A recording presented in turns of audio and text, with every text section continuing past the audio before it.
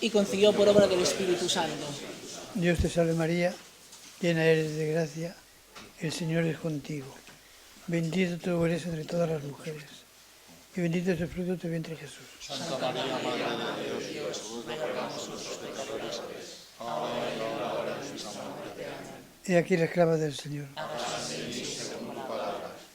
Dios te salve María, llena eres de gracia, el Señor es contigo.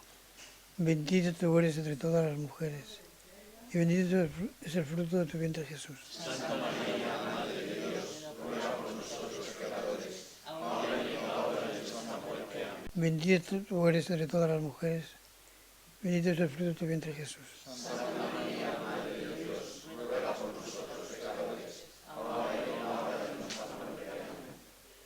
Ruega por nosotros, Santa Madre de Dios.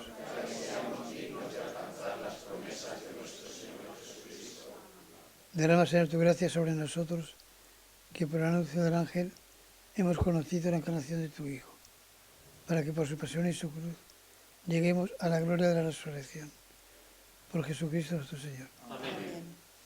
Gloria al Padre, al Hijo y al Espíritu Santo. Gloria al Padre, y al Hijo, y al Espíritu Santo.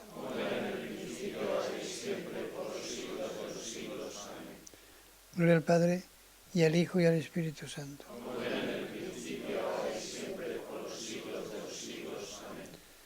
Que por misericordia de Dios, las almas de todos los fieles difuntos descansen en paz. Cedo la palabra a don Mariano. Muchas gracias, buenos días a todos. Es una alegría para mí darles la bienvenida a este acto que cada año organizamos conjuntamente la Delegación Diocesana de Misiones y la Cátedra de Misionología de la Facultad de Teología con motivo del año del Domum.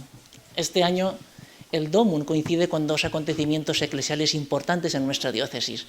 Uno es el año jubilar mariano, con motivo del centenario de la coronación de la Virgen de los Amparados, y otro es la Gran Misión Diocesana, que inició el señor arzobispo, ahora administrador apostólico, en el mes de septiembre.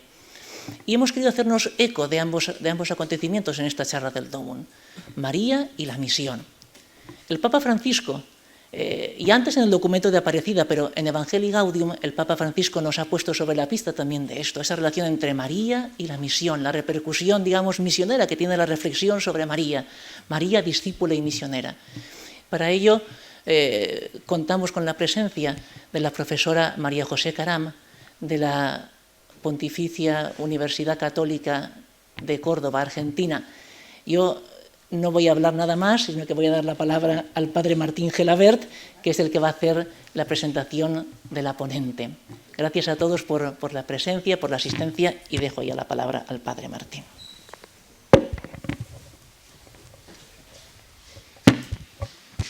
Bueno, pues agradezco a los organizadores que me hayan invitado a presentar a la profesora María José Caram.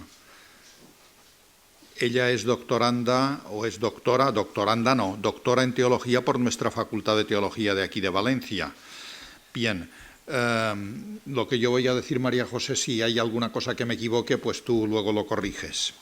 Bien, María José Caram nació en San Miguel de Tucumán, en Argentina. Es doctora en teología, como acabo de decir, por la Facultad de Teología San Vicente Ferrer de Valencia. Terminó su doctorado, defendió su tesis doctoral en el año 2008. Actualmente es profesora de la Facultad de Teología de la Universidad Católica de Córdoba. También es profesora del Seminario Archidiocesano San Antonio Abad del Cusco, donde enseña misionología. Es directora ad honorem del proyecto de investigación Discursos de la Iglesia sobre su misión frente a las vulnerabilidades actuales, la propuesta pragmática o programática del documento de Aparecida y su continuidad en la visión del Papa Francisco. Este proyecto de investigación está radicado en la Facultad de Teología de la Universidad Católica de Córdoba y es miembro de la Sociedad Argentina de Teología. Tan interesante como su labor docente es, vamos a decirlo así, su labor misionera, porque desde 1992 hasta el año 2009, casi durante 18 años, trabajó y vivió en el sur andino peruano. Allí, desde el Instituto de Pastoral Andina, colaboró con diversos equipos pastorales y sociales integrados por laicos y laicas, quechuas, aymaras y por misioneros procedentes de distintos países de Europa, Norteamérica y América Latina. Fue directora del Instituto de Pastoral Andina desde 1998 hasta el año 2000. Fue formadora y profesora en la Casa San José de Ayaviri y en el Seminario Mayor Nuestra Señora de Guadalupe, donde se formaba el clero nativo de las prelaturas de Sicuani, Ayaviri, Yuli y la diócesis de Puno. En diversas oportunidades colaboró con la formación misionera en el Centro Misionero de los Padres de Marignol en Cochabamba, en Bolivia, y actualmente continúa participando en espacios de reflexión teológica andina.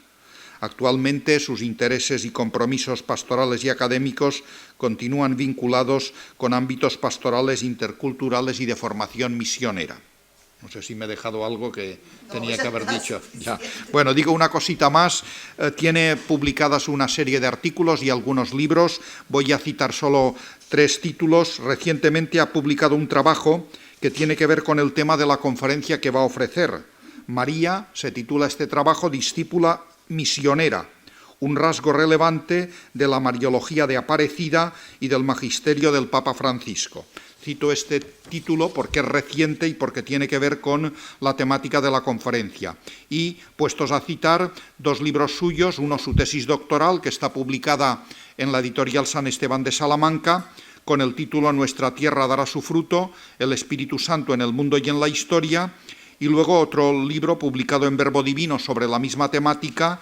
El libro publicado en Verbo Divino se titula El Espíritu en el mundo andino, una neumatología desde los Andes, Cochabamba. Bueno, pues yo creo que con esto, no sé si me he dejado algo, como digo. Ahora lo importante es que te escucharemos esta conferencia que han programado María, discípula y misionera. Muchas gracias, María José, por aceptar nuestra invitación. Bueno, ¿está encendido? ¿Se escucha bien? Bueno, muchas gracias por estar aquí. Dice que... ¿Sí? Bien. Eminentísimo señor cardenal Antonio Canizares, don Mariano Ruiz Campos, don Arturo Javier Pérez, muchas gracias por haberme invitado a estar acá. Martín, gracias por tu presentación. Él fue mi director de tesis doctoral, así que a él le debo mucho de lo que soy. Así que, bueno, mi alegría de estar aquí es doble. Por un lado, volver a la casa que me otorgó el doctorado en teología, y por otro, estar aquí en el año jubilar de Nuestra Señora de los Desamparados. Una devoción familiar muy querida y que también por esos caminos de la providencia en este momento pertenezco a la parroquia que lleva su nombre, Nuestra Señora de los Desamparados en Córdoba, que está a cargo de los padres de Don Orione, y sus desamparados son estos últimos personas que tienen dificultades de maduración cognitiva, graves problemas por parálisis cerebral, estos últimos de los últimos que nadie quiere recibir y que encuentran un lugar ahí, en su casa, en Nuestra Señora de los Desamparados. Bueno, mi intención es aproximárseme a la Mariología del Papa Francisco y particularmente me interesa resaltar aquellos aspectos que se encuentran más ligados a la reflexión que quedó plasmada en el documento de Aparecida de la Quinta Conferencia General del Episcopado Latinoamericano y Caribeño, celebrada en Brasil del 13 al 31 de mayo de 2007. Bueno, lo que voy a compartir acá está en el libro que mencionó Martín, que se llama Mariología, y que se lo dejé a don Arturo para la biblioteca. En ese libro se recogen varios artículos publicados por teólogas, sobre todo latinoamericanas, aunque hay alguna española también. Todo es sobre María, y el título Mariología tiende a no deformar el nombre de la Santísima Virgen, ¿no? Estéfano de Fiores, en su diccionario de Mariología, también lo llama así, Mariología. Y Mariología es un nombre puesto por un dominico Cosman o algo así en el siglo XVIII, según lo explican. Así que, bueno, no me acuerdo bien el nombre, pero un caleidoscopio de variadas figuras, porque son diversos acercamientos a la figura de María. También ha sido publicado otra versión preliminar en la revista Anateley, con un título parecido. Bueno, el interés por asumir este enfoque es porque participo precisamente como directora en un proyecto de investigación que estudia los discursos de Aparecida, el documento de Aparecida y su continuación en el magisterio de Francisco. Ahora, presentar una mariología a partir de estas fuentes no es tarea sencilla, pues los textos tienen una intención pastoral y fueron escritos para acompañar y orientar al pueblo de Dios en su caminar. Por lo mismo, estos documentos no tienen un propósito sistemático, aunque se inspiren en importantes núcleos dogmáticos de la larga tradición magisterial y teológica. A esto se suma que el actual pontífice no ha ofrecido a la Iglesia un documento específico sobre la Santísima Virgen, como sí lo ha hecho, por ejemplo, Juan Pablo II. Sus enseñanzas marianas se encuentran dispersas en las más variadas intervenciones, en encíclicas, en mensajes, homilías y otros documentos. Además, Francisco está en pleno ejercicio de su ministerio y continúa sumando aspectos esclarecedores para la vivencia de la fe en el contexto contemporáneo.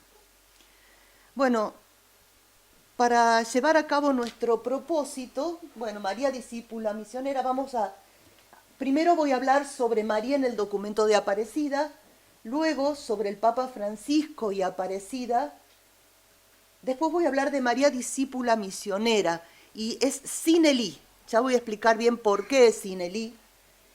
Voy a hablar del icono de la visitación como aquello que nos permite vislumbrar todo el proyecto evangelizador, tanto de Aparecida como de Francisco, y voy a esbozar algunas perspectivas que creo que son importantes para la mariología contemporánea.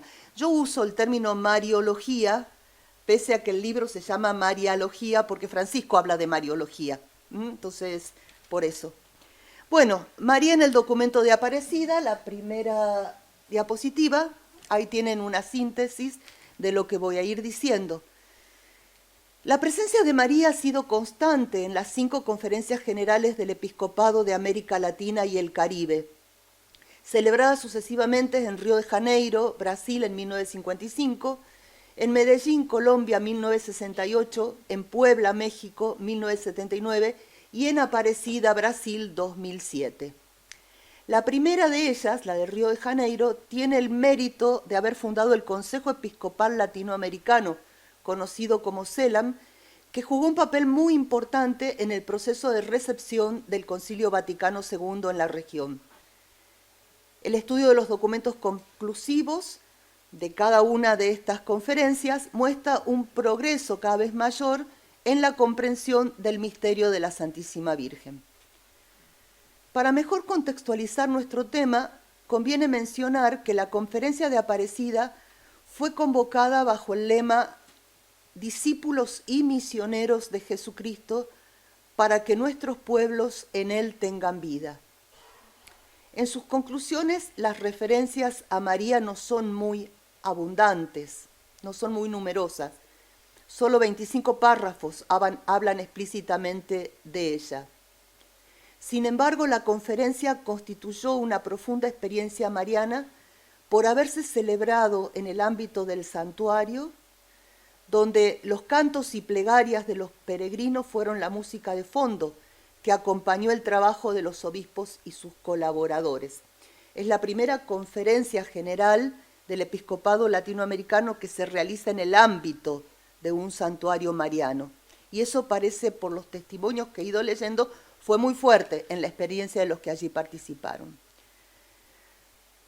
Resalta la vinculación que el documento de Aparecida realiza entre María y la piedad popular. Entre otras cosas, se dice, por ejemplo, que la devoción mariana ha contribuido a hacernos más conscientes de nuestra común condición de hijos de Dios y de nuestra común dignidad ante sus ojos, no obstante las diferencias sociales, étnicas o de cualquier otro tipo. En el mismo sentido se habla del talante mariano de nuestra religiosidad popular, que bajo distintas advocaciones ha sido capaz de fundir las historias latinoamericanas diversas en una historia compartida que conduce hacia Cristo. Ahí he citado dos párrafos del documento de Aparecida 37 y el documento de Aparecida 43. Dicha vinculación se hace patente en el apartado María Discípula Misionera. El mismo se encuentra ubicado en el capítulo que trata sobre el itinerario formativo de los discípulos misioneros. Lo decisivo aquí es el encuentro con Jesucristo, acontecimiento que es el inicio de ese sujeto nuevo que surge en la historia y al que llamamos discípulo, dice el documento de Aparecida. Esta idea se enlaza con el texto de la encíclica Deus Caritas Est del Papa Emérito, donde se dice: no se comienza a ser cristiano por una decisión ética o una gran idea, sino por el encuentro con un acontecimiento, con una persona que da un nuevo horizonte a la vida y con ello una orientación decisiva. Este texto ha sido citado, así como lo he leído, por Aparecida.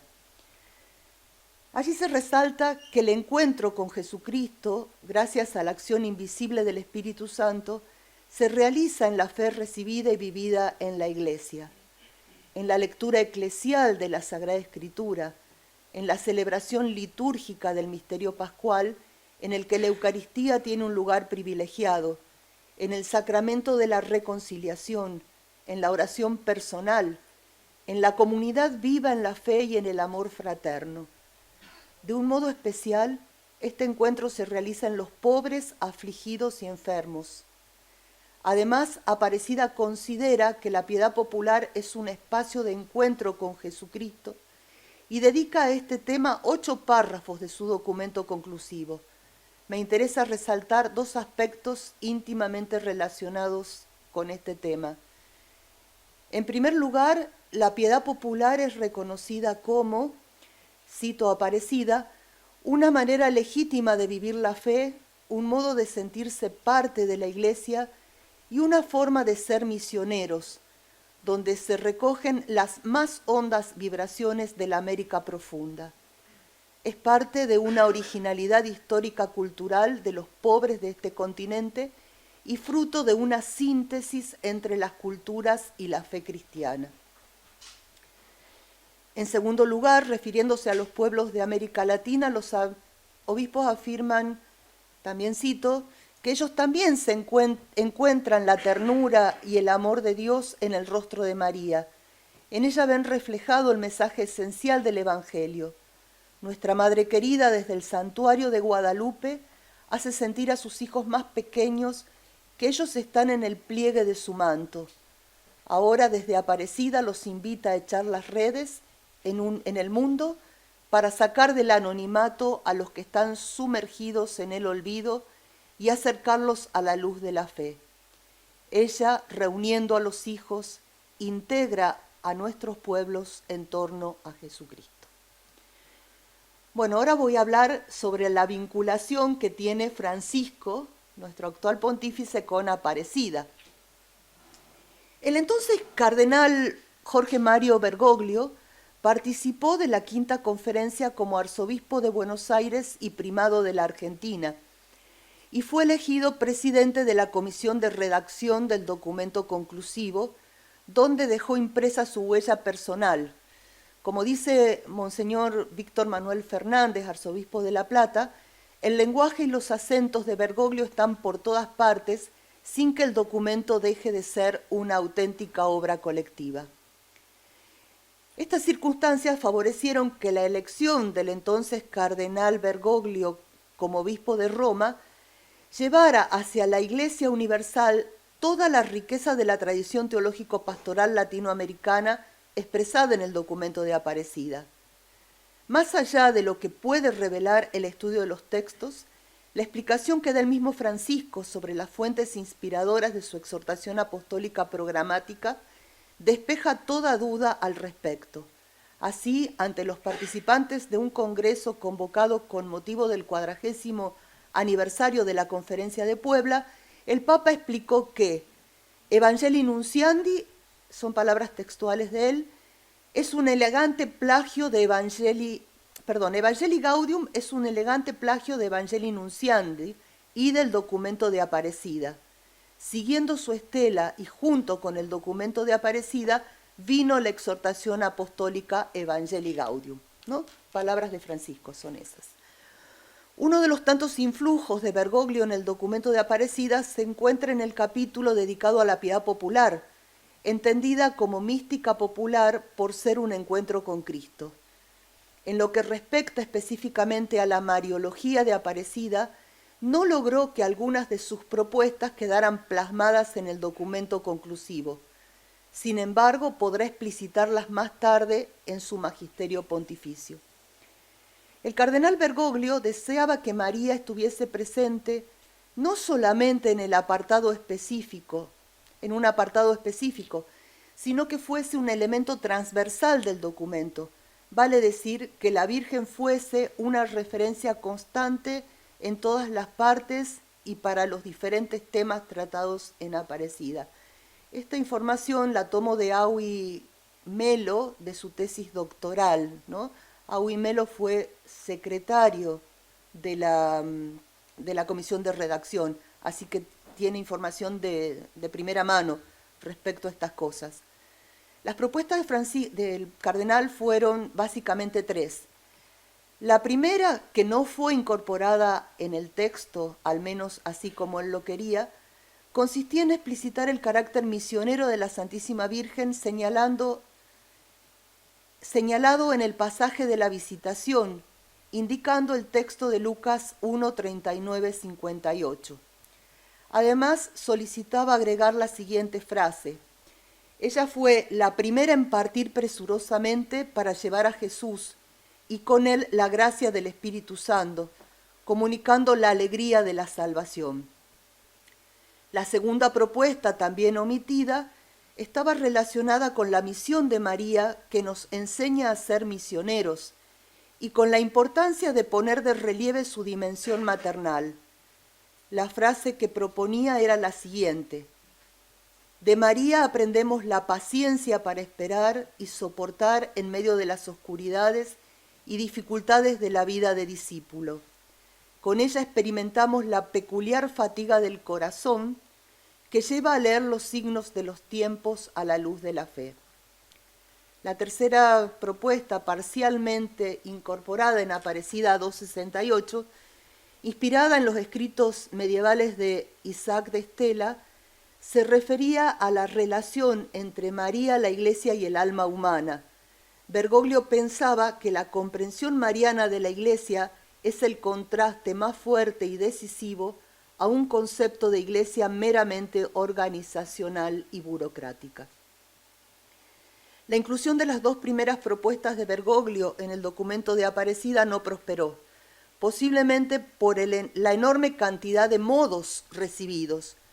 Sin embargo, aunque no se explicite, la referencia, el episodio de la visitación está presente en el texto que dice: nos ayude la compañía siempre cercana, llena de comprensión y ternura de María Santísima, que nos enseñe a salir de nosotros mismos en camino de sacrificio, amor y servicio, como lo hizo en la visitación de su prima Isabel, para que, peregrinos en el camino, cantemos las maravillas que Dios ha hecho en nosotros conforme a su promesa. Esto está escrito en el 553 de Aparecida. Vamos ahora a María, discípula misionera. El discipulado misionero al servicio de la vida es un tema central de la Quinta Conferencia y también ocupa un lugar relevante en el programa del actual pontificado expuesto en Evangelii Gaudium. Allí, citando palabras del documento de Aparecida, se exhorta a las comunidades eclesiales a poner los medios necesarios para avanzar en el camino de una conversión pastoral y misionera y a constituirse en todas las regiones de la tierra en un estado permanente de misión. Esta es una cita de Aparecida en Evangelii Gaudium. La quinta conferencia utiliza la expresión discípulos y misioneros para designar el tema que la convoca y la repite en varios párrafos. Otras veces dice discípulos misioneros o discipulado misionero, sin la conjunción copulativa y. De ahí el nombre de esta conferencia. La diferencia entre ambas expresiones es importante. La primera podría estar indicando que la misión es algo sobreañadido al discipulado. La segunda manifiesta más bien una unidad, como dos caras de una misma medalla. Los mismos obispos latinoamericanos lo explican así.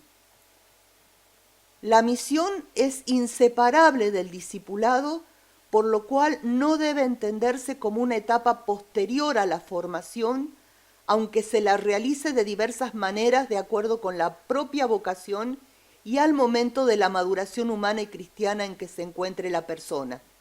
Esto lo dicen en el número 278 del documento.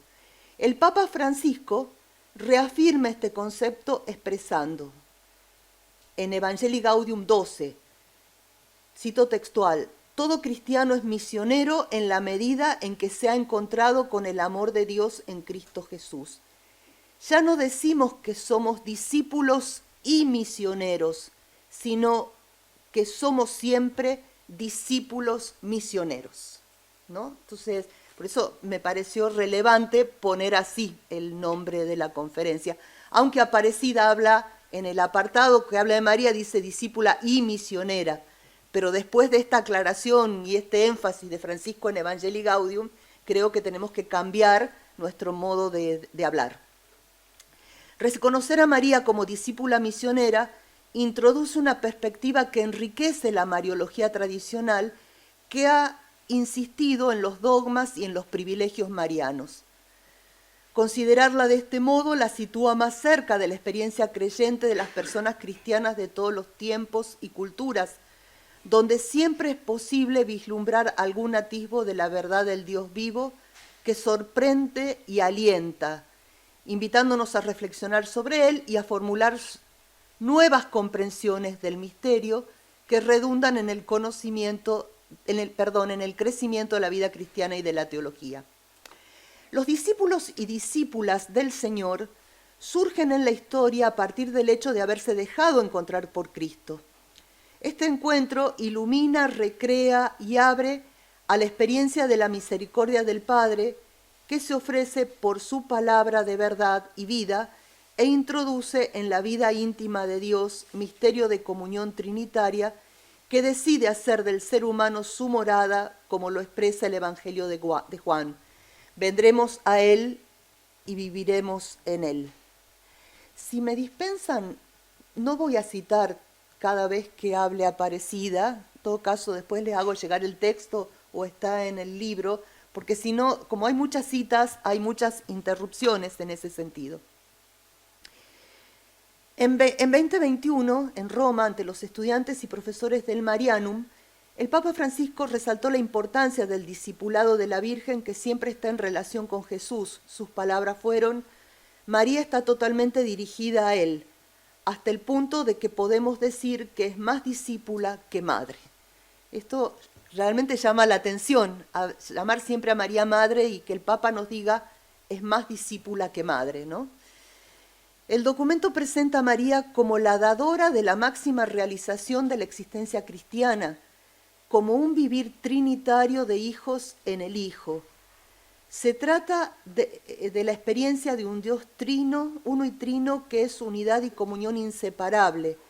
Nos permite superar el egoísmo para encontrarnos plenamente en el servicio al otro.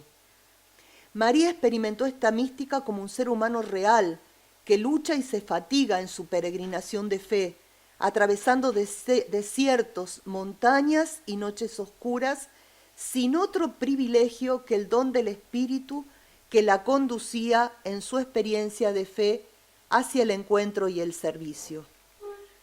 Del Evangelio emerge su figura de mujer libre y fuerte, conscientemente orientada al verdadero seguimiento de Cristo. Es así como en la exquisita experiencia de unicidad con la Trinidad, vivida por María en el acontecimiento de la Encarnación, se encuentra la raíz más profunda de su ser misionero, porque en la medida en que se produce y crece esta conciencia, y en razón de la gratitud y alegría que produce, crece también el ímpetu de comunicar a todos ese encuentro, testimoniarlo y anunciarlo de persona a persona, de comunidad a comunidad y de la Iglesia a todos los confines del mundo, nos dicen los obispos en Aparecida. Voy a referirme ahora al icono de la visitación. No sé si ustedes dicen icono, nosotros decimos icono. Así que esas diferencias en el hablar del castellano que hay entre América y España. El pasaje de la visitación de María a su prima Isabel permite contemplar el desborde de gracia y alegría que provoca el encuentro personal con el Dios que nos habita, encarnado en la joven María de Nazaret. Encontramos en él el mejor fundamento para hablar de María como discípula misionera. Clara Temporelli afirma que este acontecimiento, protagonizado por María e Isabel, se ubica en el horizonte de las visitas de Dios a su pueblo, testimoniadas tanto por el Antiguo como por el Nuevo Testamento, y que suscitan una experiencia que sorprende, que regocija, que compromete, una experiencia que pide ser comunicada, compartida, cantada. La teóloga argentina dice que la tradición cristiana ha reservado el término visitación para identificar el encuentro entre dos mujeres embarazadas, preñadas de las posibilidades de la nueva vida, narrado en un texto de Lucas en el que no aparecen los textos visita o visitación. ¿No? La verdad es que es notable esto. Resplandece en este encuentro la dimensión místico-profética de dos personas que, habiendo sido visitadas por Dios y habiendo reconocido el signo de su presencia liberadora, llenas del Espíritu Santo, alzan su voz como legítimas representantes del pueblo pobre y fiel. Mujeres que no aparecen como pasivas ni sumisas, sino plenamente humanas. En la homilía de la festividad de Nuestra Señora de Guadalupe, Francisco, en una homilía en el año 2016, Francisco se refiere a esta visita de Dios y dice: Dios nos visita en las entrañas de una mujer, movilizando las entrañas de otra mujer con un canto de bendición y alabanza, con un canto de alegría. La visitación, por otra parte, es un símbolo con fuertes resonancias en América Latina. Viene a mi memoria una oración del cardenal Pironio que se hizo canto en las celebraciones litúrgicas en varios países del continente. El cardenal Pironio escribió esto: Virgen de la Esperanza, Madre de los pobres, Señora de los que peregrinan, óyenos. Hoy te pedimos por América Latina, el continente que tú visitas con los pies descalzos, ofreciéndole la riqueza del niño que aprietas en tus brazos, un niño pobre que nos hace ricos, un niño esclavo que nos hace libres. Como se ha dicho anteriormente, el cardenal Bergoglio hubiera querido que en el documento de Aparecida estuviera explícitamente citado el pasaje de la visitación, por considerar que es un importante fundamento bíblico para afirmar el carácter misionero de María. Sin embargo, aunque este deseo no se cumplió, el texto de la visita de María a Isabel ilumina el proyecto discipular misionero de Aparecida y el programa de Francisco, que tiene el propósito de alcanzar una reforma de la Iglesia en salida misionera. En efecto, la visitación de María a su prima Santa Isabel es para Francisco un ícono de la Iglesia en el camino de la fe y de caridad. El documento de Aparecida interpreta la aparición de la Virgen de Guadalupe en México como visitación de Nuestra Señora, que hace emerger un acontecimiento decisivo para el anuncio y reconocimiento de su Hijo, pedagogía y signo de inculturación de la fe, manifestación y renovado ímpetu misionero de propagación del Evangelio. Las referencias de la Quinta Conferencia al carácter discipular, misionero y pedagógico de Nuestra Señora emerge del Evangelio. La muestran conscientemente orientada a Cristo en su peregrinación de la fe y al mismo tiempo como gran misionera, continuadora de la misión de su Hijo y formadora de misioneros. El Papa Francisco, por su parte, en varias oportunidades, explicita las intuiciones que se desprenden de la contemplación del icono de la Visitación para resaltar el carácter misionero de la Virgen. Meses antes de la publicación de Evangelii Gaudium dijo: sería bello añadir a las letanías de la Virgen una que diga así: Señora que vas deprisa, ruega por nosotros.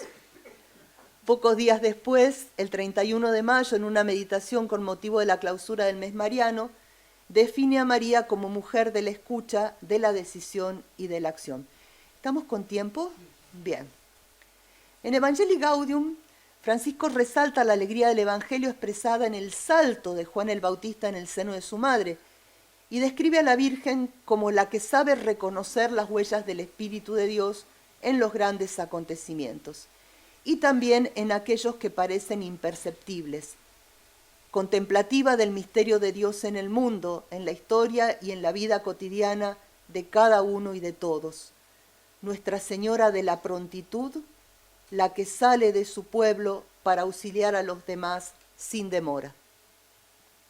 La visitación de María a los pueblos de América Latina y el Caribe está también presente en el magisterio del Papa.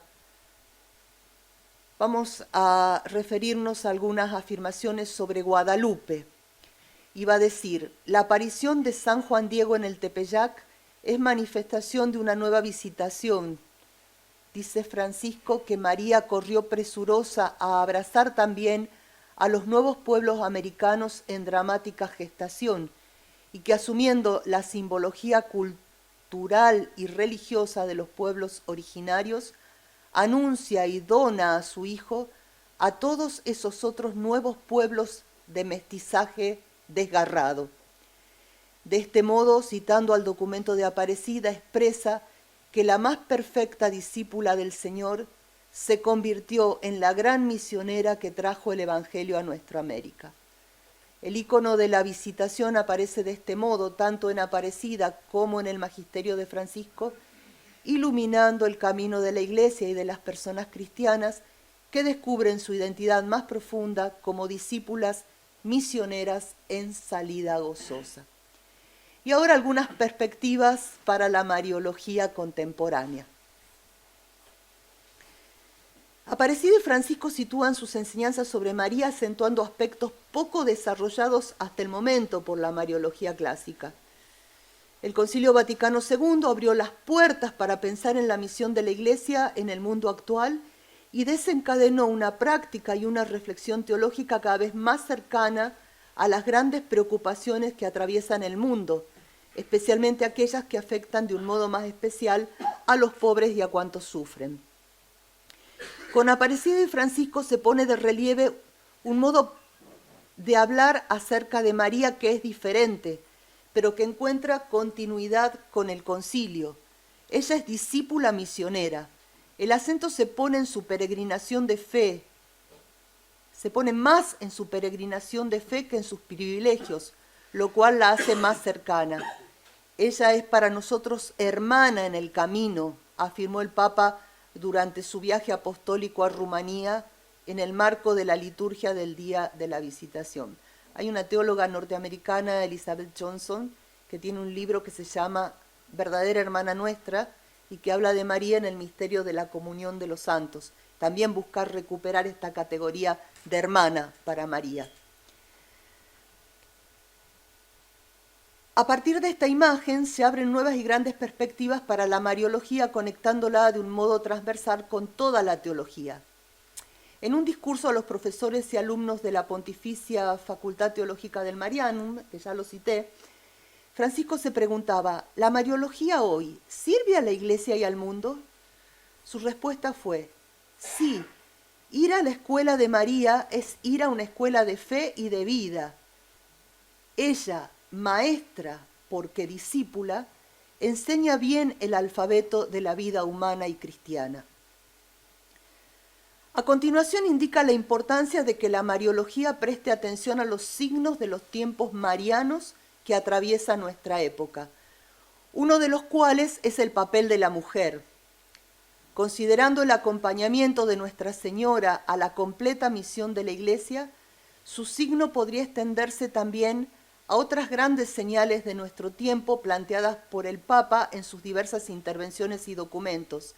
Entre ellas se puede mencionar el desafío que presenta la grave crisis socioambiental que atraviesa la Tierra y la humanidad, el desafío de la interculturalidad, la política, la paz y la justicia social, los pobres y descartados de este mundo, el ecumenismo y el diálogo interreligioso. Respecto a la mariología en general, cabe señalar que la mayoría de los teólogos abocados a estudiarla y explicarla son varones. Lo mismo sucede con las homilías, reservadas solo a los sacerdotes. Por otra parte, la escritura y la selección de los textos que forman parte de la enseñanza oficial siempre es realizada por representantes de la jerarquía de la Iglesia. Por lo tanto, aunque Aparecida y Francisco hablen de una mujer, como es el caso de María, o de las mujeres, la producción magisterial tiene siempre un ineludible sesgo masculino. Frecuentemente en estas enseñanzas quedan disminuidas las experiencias, las perspectivas y las aspiraciones propias de las mujeres concretas. Aunque papas y obispos se refieran a ellas con solicitud pastoral y se esmeren por realizar una escucha atenta a su situación, el lenguaje que utilizan suele reflejar la mirada y el proyecto del sector masculino y jerárquico de la Iglesia sobre las mujeres y los pueblos. Es importante que se aprenda a incorporar la perspectiva femenina y de los diversos sujetos culturales en el lenguaje eclesiástico. Sobre esto, una teóloga dominica que falleció hace poco, Consuelo de Prado, española ella, pero que vivió como misionera toda su vida en el Perú, decía: me parece muy sugerente la frase que José María Arguedas pone en boca de Matilde, la esposa de Fermín, uno de los protagonistas de la novela Todas las Sangres. Yo siento a Dios de otro modo. Esta frase reivindica el derecho de la mujer a sentir de forma distinta y consiguientemente a expresar también de otra manera nuestra peculiar experiencia de Dios. Ante esto surge una pregunta: ¿cómo puede incluirse en el magisterio de la Iglesia la voz de las mujeres? Francisco ha mostrado que es posible hacer oír otras voces, como en Laudato Si, cuando se refiere extensamente donde cita extensamente las palabras del patriarca ecuménico Bartolomé, o cuando en Querida Amazonia compone sus textos con aportes provenientes de la poesía, la literatura, la filosofía. También hace lo mismo cuando recoge en Fratelli Tutti la inspiración del gran imán Ahmad al-Tayeb. ¿No sería pertinente acaso incorporar tantas voces de la rica tradición que se ha gestado en las últimas décadas desde la teología feminista o la teología hecha por mujeres? El documento de Aparecida afirma que la figura de María, discípula por excelencia entre discípulos, es fundamental en la recuperación de la identidad de la mujer y de su valor en la Iglesia.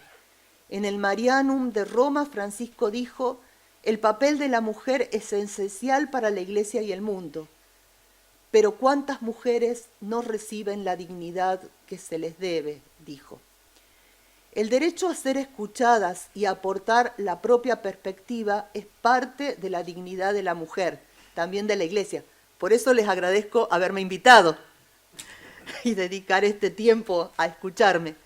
Tanto Aparecida como Francisco expresan fuertes mociones del Espíritu de Jesús que confieren una nueva orientación a la vida de las personas y de la Iglesia, que de manera escalonada y progresiva van permitiendo nuevas aperturas, como por ejemplo la incorporación de mujeres en espacios de decisión en la vida eclesial, ¿no? Se han hecho importantes nombramientos en el último tiempo. En este sentido, la firme introducción de la categoría discipulado misionero puede dar lugar a un modo más inclusivo de vivir las relaciones eclesiales y también en un proceso que deberá realizarse en camino sinodal, y ahí debe darse más voz a las mujeres concretas, a laicas y a laicos también en general, en especial a los más pequeños. Todavía nuestra cultura religiosa alaba a María, pero desprecia a las muchas Marías de nuestros pueblos que con su silencio y a pesar de todo siguen haciendo iglesia. Lo mismo puede decirse de los indígenas, de los afrodescendientes, de los migrantes, de todo aquel o aquella que no responda a lo establecido. A veces también Nuestra Señora resulta discriminada por el color de la piel que asume cuando visita su pueblo.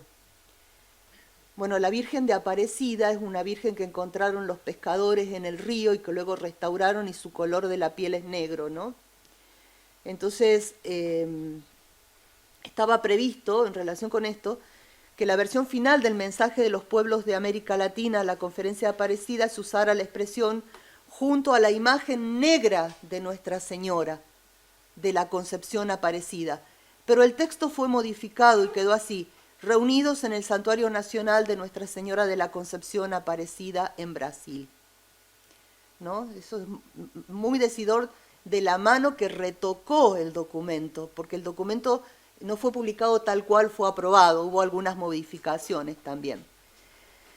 María recibió la visita de Dios y sin demora atravesó las montañas para ir a su encuentro y comunicar esta alegría a su prima ya entrada en años. En un tiempo y una cultura donde la esterilidad y la ancianidad eran un factor de discriminación y sufrimiento, la intervención de Dios logra subvertir esta injusta situación. La Mariología debe aprender a salir al encuentro de todas las realidades que provocan sufrimiento para contribuir a revertirlas. Otra vez, aquí el icono de la visitación nos ilumina con las palabras de Francisco que dice: la joven va al encuentro de la anciana buscando las raíces, y la anciana profetiza y renace en la joven regalándole futuro.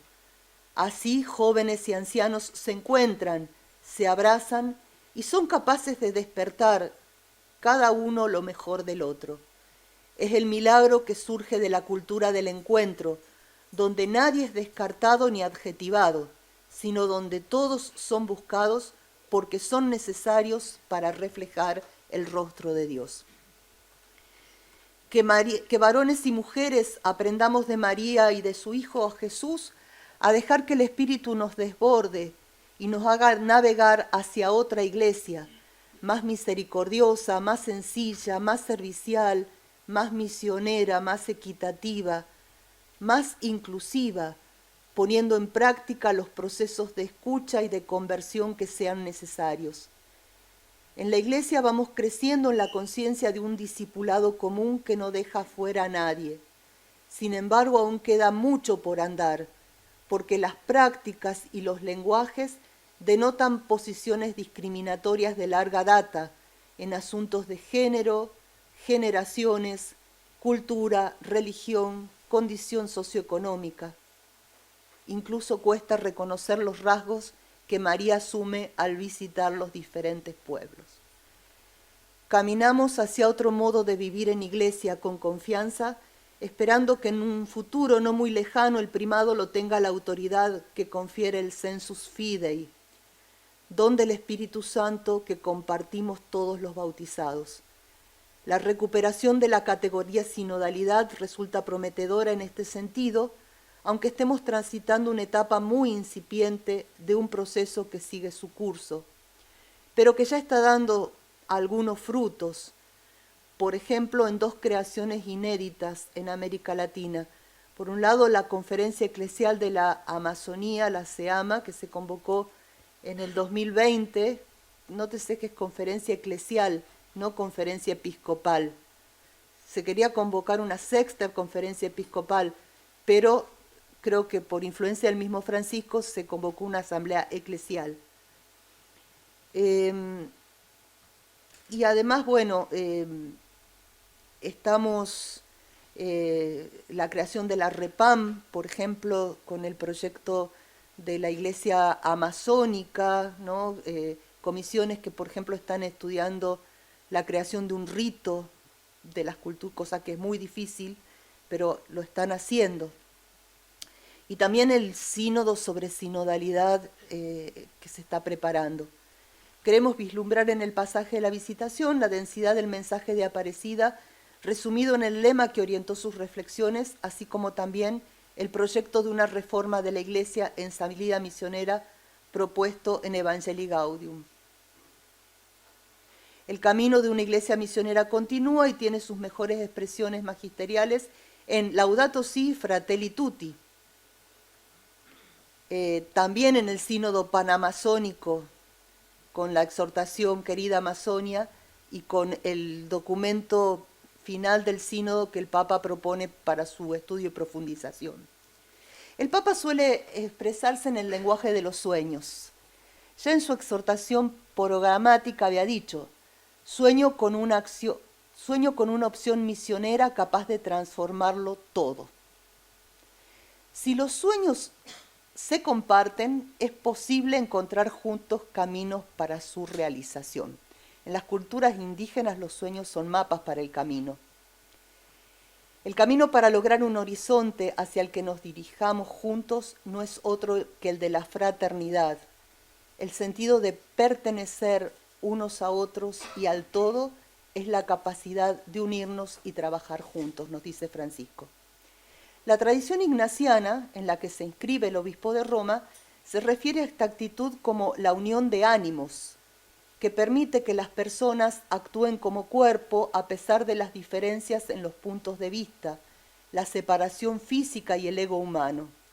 Esta unión conserva y respeta la pluralidad e invita a todos a contribuir desde su particularidad como comunidad de hermanos y hermanas preocupados unos por otros, nos dice Francisco. Que los lenguajes teológicos expresen la grandeza y la belleza de la experiencia de los encuentros que saben protagonizar los humildes de las diferentes culturas y generaciones, que junto a María y con ella pueda la Iglesia y cada cristiana y cristiano contribuir a ser más fraternales y sororales a la Iglesia y al mundo. Muchas gracias.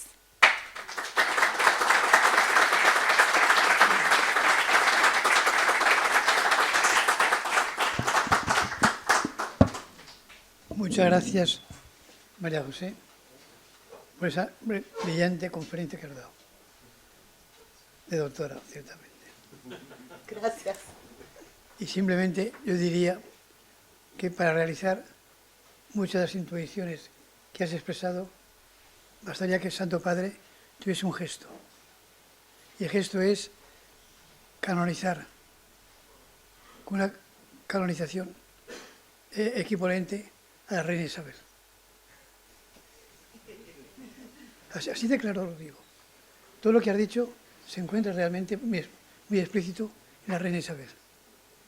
Y sería una manera de, en estos momentos, reconocer y reconciliar muchas cosas dentro de la Iglesia. En primer lugar, que a la mujer se le debe la evangelización de América, que a la reina Isabel se le debe la unidad de los pueblos, que a la reina Isabel se le debe la promoción de la mujer como nadie. Y me consta que son sentimientos también del Papa Francisco que me han manifestado un servidor.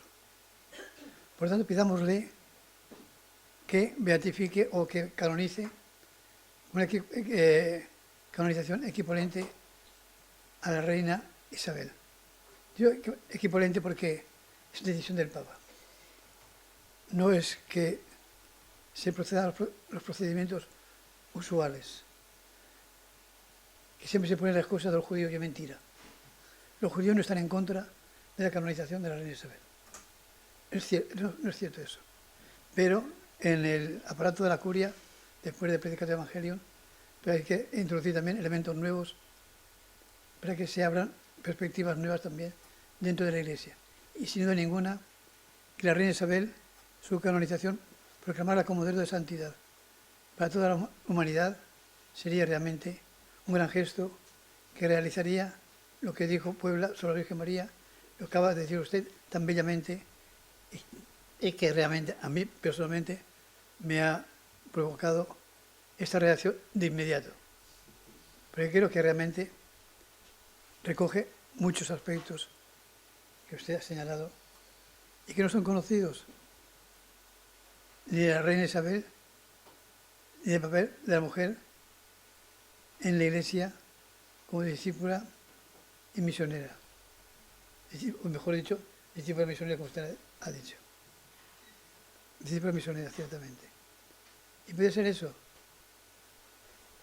la reina Isabel, discípula misionera de América Latina. Muchas gracias. Gracias.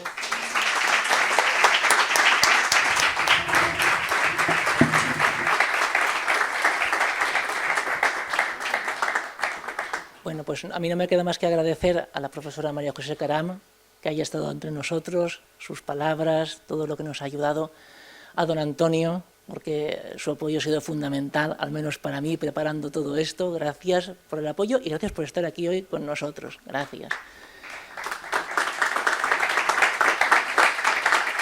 Al padre Martín, por haber tenido la deferencia de querer hacer la presentación y acompañarnos, al señor decano y vicedecano de nuestra facultad, a la Delegación de Misiones y a todos ustedes. Muchas gracias y nos emplazamos para continuar en este camino juntos del anuncio del Evangelio de la mano de María. Muchas gracias.